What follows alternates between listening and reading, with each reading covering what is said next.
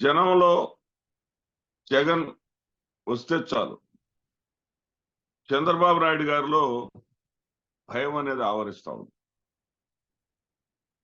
ముందుగా వాళ్ళు ఏమనుకున్నారంటే 11 సీట్లకు తగ్గించి చిత్తుగా ఓడిచ్చేశాం. ఇక ఎట్టి పరిస్థితుల్లోనూ జగన్మోహన్ రెడ్డి అనేవాడు ఆంధ్రప్రదేశ్ రాష్ట్రంలోనే ఉండడు,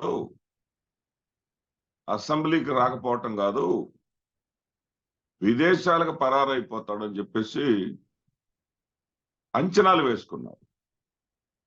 అయితే వాళ్ళ అంచనాలను తలకిందులు చేస్తూ జగన్మోహన్ రెడ్డి గారు ఏ కార్యకర్త కష్టం కలిగినా,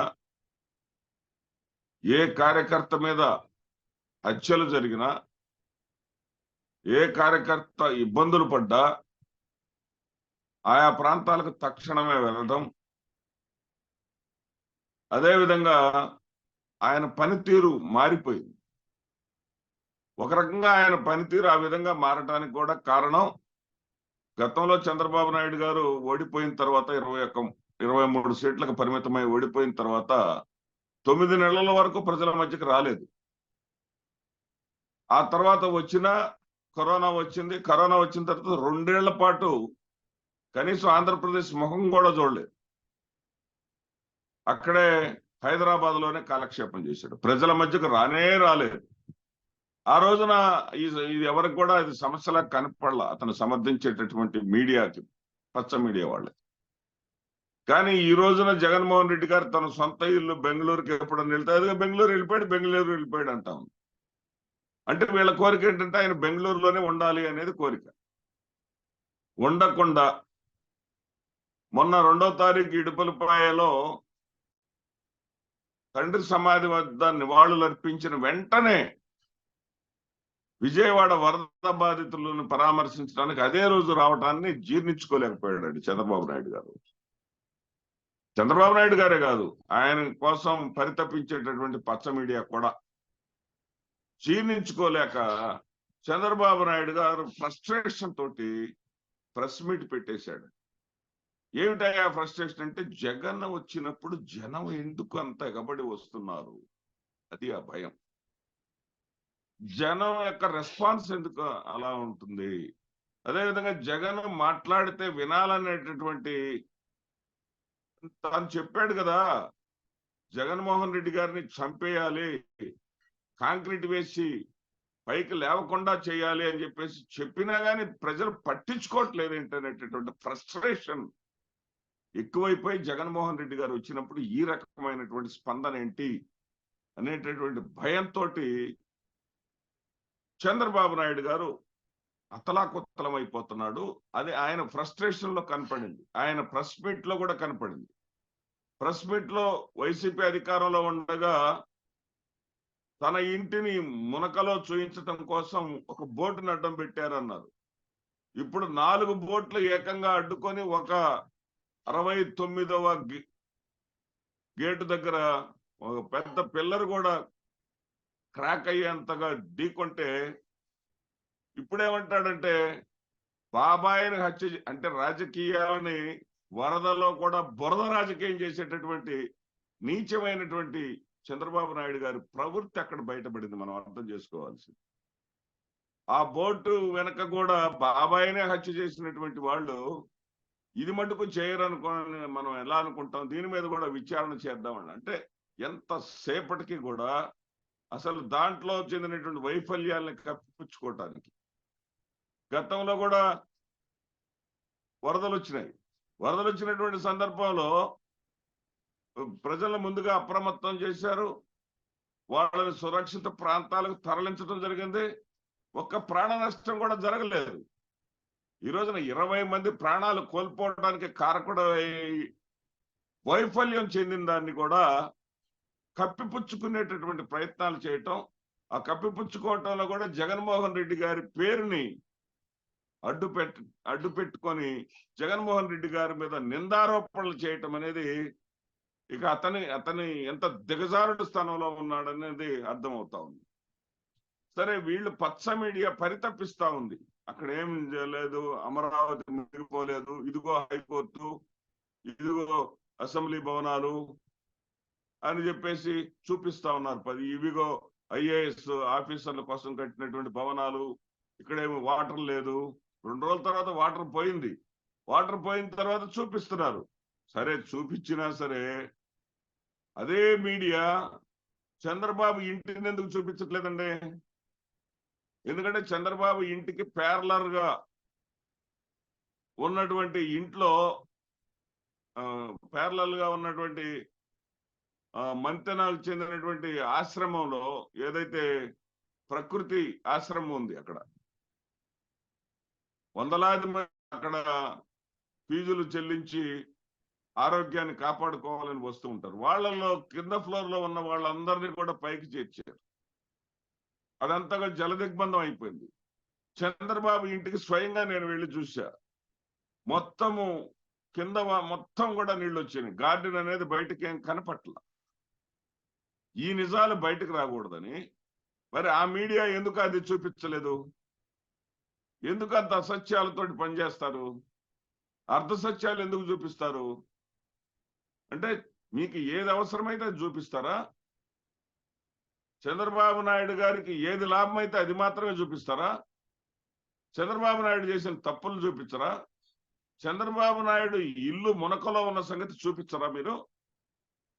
ఇక జగన్మోహన్ రెడ్డి గారు బుడమేరు ఆక్రమణలు తొలగించనందువల్ల ఈ వరద వచ్చిందని చెప్పేసి కొత్త భాష అల్లుకున్నారు. రండి మరి, ఇప్పుడు మీరేగా అధికారంలో ఉంది. మీరు మీ పక్కన ఉన్నటువంటి మీరు టెంపరీగా కట్టినటువంటి షెడ్డును కూల్చివేస్తేనే విధ్వంసంతో మొదలైంది అని చెప్పేసి దేని మీద కూడా చర్య తీసుకోవడానికి వీలు లేకుండా కోర్టులకు వెళ్ళి అడ్డుకున్నారు కదా జగన్మోహన్ రెడ్డి గారిని. ఇప్పుడు జగన్మోహన్ రెడ్డి గారు ఏం కోర్టుకు వెళ్ళరు. మీరు పర్యావరణాన్ని శుద్ధి చేస్తే జగన్మోహన్ రెడ్డి గారు కోర్టుకేమీ వెళ్ళరు. మీ ఇంటితో మొదలుపెట్టి మీరు వరుసగా కోల్చండి. ఏరు కన్నా నది ఇంకా ప్రమాదకరం కదా. నదిని ఆక్రమణకు గురైతే ఇంకా ప్రమాదకరం కదా. నది ఆక్రమణకు గురైంది కదా. మీరుండేది అక్రమ నివాసమే కదా. మీ నివాసం దగ్గర నుంచి వరుసగా ఉన్నటువంటి కరకట్ట మీద ఉన్నటువంటి ఆక్రమణలన్నింటినీ ధ్వంసం చేయండి, ప్రారంభించండి. అదేవిధంగా బుడమేరు సుందరీకరణ కూడా ప్రారంభం చేయండి, పూడికి తీయండి. ఎవరికి చెప్తారండి మీరు నీతులు? మీరు విధ్వంసాన్ని మీరు ధ్వంసం చేయటాన్ని మీరు ప్రారంభించండి. ఇప్పుడు మీ పత్రికలేమి విధ్వంసం అని చెప్పి రాయరు. పర్యావరణం కోసం బాటలు వేస్తున్నటువంటి చంద్రబాబు నాయుడు గారు అని చెప్పేసి వాళ్ళు చెప్పేస్తారు. మీకు ఆ భయం అక్కర్లా. విధ్వంసం అని చెప్పేసి పత్రికలు ఏదో రాస్తాయి అనేటటువంటి భయం మీకు అక్కర్లా. సాక్షి పత్రిక అసలే రాయదు. ఎందుకంటే వాళ్ళకి ఆక్రమణలను తొలగిస్తే వాళ్ళకు కూడా మంచిదే. మేము హామీ ఇస్తున్నాం, మీరు పగలగొట్టండి. అట్లాగే గుడ్లవల్లేరు ఎంత అన్యాయం అండి. ఏమీ జరగకుండా గుడ్లవల్లేరులో జరిగినట్లుగా వార్తలు రెప్పించారు. దీనికి వైసీపీదే బాధ్యత. అసలు వైసీపీ ఇన్వాల్వ్మెంట్ ఎక్కడన్నా ఉందా? చంద్రబాబు నాయుడు గారు గుడ్లవల్లేరులో గుడ్ల గోబల్లాగా ఆడపిల్లలను రహస్య కెమెరాల్లో బంధించి వాళ్ళ నగ్న చిత్రాలు తీయటంలో వైసీపీ పాత్ర ఎక్కడన్నా ఉందా? ఎక్కడైనా ఉందా? ఆ కాలేజీలో అక్కడ విద్యను అభ్యసించేటటువంటి విద్యార్థినులు బయటకు వచ్చి కన్నీరు మున్నీరుగా ఏడ్చి అక్కడ జరుగుతున్నటువంటి పరిణామాలన్నింటి కూడా చెబితే అక్కడ ఒక అమ్మాయి ఉందని, ఆ అమ్మాయి మరి తెలుగుదేశం పార్టీకి చెందినటువంటి నాయకుడు, ఎందుకంటే పేర్లు చెప్పదు నాకు, పేర్లతో సహా తెలుసు, కానీ ఏ ఆడపిల్లైనా ఒకటే, కుసంస్కారిని కాదు నేను. మరి ఏదైతే ఆ అమ్మాయి ఒక ఫైనల్ ఇయర్ చదివేటటువంటి ఒక అబ్బాయి తోటి, ఆ అబ్బాయి పేరు కూడా తెలుసు, ఆ అబ్బాయి తోటి అక్రమ సంబంధం పెట్టుకుందని ఆ అబ్బాయి దగ్గరికి వెళ్ళి ప్రైవేట్గా, అంటే కాలేజీతో సంబంధం లేదు అక్కడ, ప్రైవేట్ గా ఉండేటటువంటి వాటిని ఆ అబ్బాయి ఈ అమ్మాయిని శాశ్వతంగా లోపరుచుకోవటం కోసం వాటన్నిటిని కూడా పిక్చరైజ్ చేశాడని, ఆమెతో అతను గడిపినటువంటి ఆ ఆ క్షణాలను అతను పిక్చరైజ్ చేసి భద్రంగా పెట్టుకున్నాడని, అతను కూడా తెలుగుదేశం పార్టీకి చెందినటువంటి ఇన్ఫ్లుయెన్సర్ అని, తెలుగుదేశం పార్టీకి చెందినటువంటి ఒక నాయకుడి కుమారుడని, ఇద్దరు తెలుగుదేశం పార్టీకి చెందినటువంటి వాళ్ళేనని, తర్వాత ఈ అమ్మాయికి అతనికి మధ్య విభేదాలు వచ్చినాయని, మనస్పర్ధలు వచ్చినాయని, ఈ అమ్మాయి ఇతనికి బై బై చెప్పేసి ఇంకొక అబ్బాయిని చూస్ చేసుకుందని, ఆ అబ్బాయిని చూస్ చేసుకోవటం ఈ అబ్బాయికి ఇష్టం లేక ఈ అబ్బాయి ఈ అన్నిటిని కూడా బయట పెట్టాడని, వీటన్నింటిని కూడా ఆ అబ్బాయికి పంపించాడని, ఇతను ప్రైవేట్ గా ఉన్నది,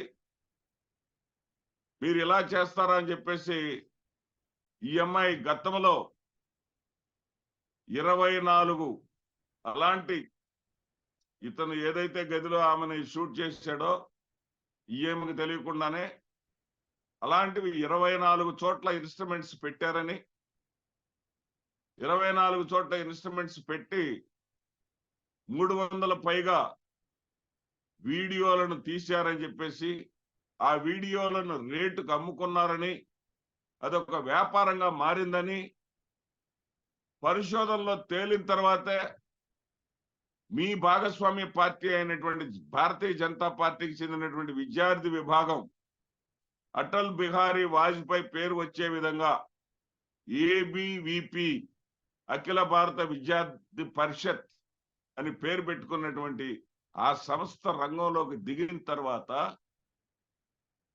మీ బతుకు బస్టాండ్ అయింది. మీ పరిపాలనా లోపాలు బహిర్గతమయ్యాయి. విద్యార్థులు వెళ్ళి మొరపెట్టుకున్నా కానీ పట్టించుకున్నటువంటి వాళ్ళు ఏబీవీపీ వాళ్ళు రంగంలోకి దిగిన తర్వాత మహిళా సంస్థలు, సాధికారిక సంస్థలు కూడా రంగంలోకి దిగి మహిళా నేతలు కూడా నోరు విప్పిన తర్వాత మీరు బయటకు వచ్చారు. మీరు అక్కడికి వెళ్ళి చర్యలు తీసుకున్నాం, మేము ఏమీ లేదు, ఒక అమ్మాయి 2 అబ్బాయిల మధ్య జరిగిందే ఇది అనే విధంగా మీరు కవరేజ్ చేసుకోవాలని ప్రయత్నం చేశారు. మరి మీరు చెప్పిందే నిజమైతే అక్కడ విద్యార్థులు ఇప్పుడు కూడా ఎందుకు భయపడుతున్నారు? అది దేశవ్యాప్తంగా ఒక నీచమైనటువంటి చర్యగా, ఘోరమైనటువంటి చర్యగా దేశవ్యాప్తంగా దానికి ఎందుకు ప్రాముఖ్యత లభించింది? అక్కడ దాకా ఎందుకు వెళ్ళింది? ఏబీవీపీ అనేది వెనకాల ఉండబట్టి వెళ్ళింది. ఈ వాస్తవాలను పక్కన పెట్టి వైసీపీకి చెందినటువంటి ఏదో సోషల్ మీడియాలో చురుగ్గా ఉంటాడని ఇంటూరి కిరణ్ అనేటటువంటి వ్యక్తిని అరెస్ట్ చేయటం, మీరు అతన్ని అరెస్టును విడిపించుకోవడానికి వచ్చినటువంటి మరి పేర్ని నాని గారి మీద కోడగుడ్లు తేట దాడి చేయించడం మీ జనసేన కార్యకర్తల తేట. ఏమైనా సరే, కొంచెమైనా సరే బిడియం అనేది మీకుందా? కొంచెమైనా సరే ఆలోచన అనేది మీకుందా అని చెప్పేసి నేను అడుగుతా ఉన్నా. అదేవిధంగా ఒక మాట జరిపారు మీరు ఇంటర్వ్యూలో, చంద్రబాబు నాయుడు గారు. మీరు ఏమన్నారంటే, అసలు ఇప్పుడు నేను ఎప్పుడు చూడలేదు ఇలాంటి హత్యలు అన్నారు. నిజం అది, మేము కూడా ఎప్పుడు చూడలా. చంద్రబాబు నాయుడు గారి హయాంలో చంద్రబాబు నాయుడు గారు ముఖ్యమంత్రిగా ఉంటే లా అండ్ ఆర్డర్ కరెక్ట్ గా ఉంటుందని చెప్పేసి మాకు తెలుసు. కానీ చంద్రబాబు నాయుడు గారు ముఖ్యమంత్రి అయిన తర్వాత ఈ రకంగా రాష్ట్ర వ్యాప్తంగా అత్యాచారాలు, మానభంగాలు, పసిపిల్లలను రేప్ చేసి కనీసం ఆ డెడ్ బాడీ కూడా కనపడకుండా చేయటం, ఇలాంటి దుర్మార్గమైనటువంటి చర్యలు మేము ఎప్పుడు చూడలేదండి. దీనంతటికి కారణం మీ అబ్బాయి లోకేష్ గారు ఎంచుకున్నటువంటి రెడ్ బుక్ విధానం. ఆ రెడ్ బుక్ విధానం తోటి ప్రజలు, కేవలం వైసీపీ కార్యకర్తలే కాదు, ప్రజలు ఒక 40 పేజీల పుస్తకాన్ని, నోట్బుక్ ను కొనుక్కొని బ్లడ్ బుక్ ను రాయాల్సినటువంటి పరిస్థితి వచ్చింది ఆంధ్రప్రదేశ్ రాష్ట్రంలో. అరాచకం రాజ్యం వెళ్తా ఉంటే మీరు నీతులు చెబుతూ ప్రజలకే గోతులు తీస్తా ఉంటే ఎలా చంద్రబాబు నాయుడు గారు? మిమ్మల్ని మీరు సమర్థించుకోకండి. మీ పరిపాలనా వైఫల్యాలను అంగీకరించండి. ఎంతసేపటికి జగన్మోహన్ రెడ్డి గారి మీద దాడి చేస్తే డైవర్ట్ చేయవచ్చులే అని చెప్పేసి మీ యొక్క నక్కజిత్తుల ప్రయత్నాలు కానీ చేస్తే ప్రజలు మీ మీద తిరగబడే రోజు ఎంతో దూరంలో ఉండదు. 2029 దాకా ఆగరు ప్రజలు. ఏ చిన్న అవకాశం వచ్చినా సరే మీ మీద తిరగబడి తీరతారన్న సంగతి గుర్తుపెట్టుకోండి. నమస్తే.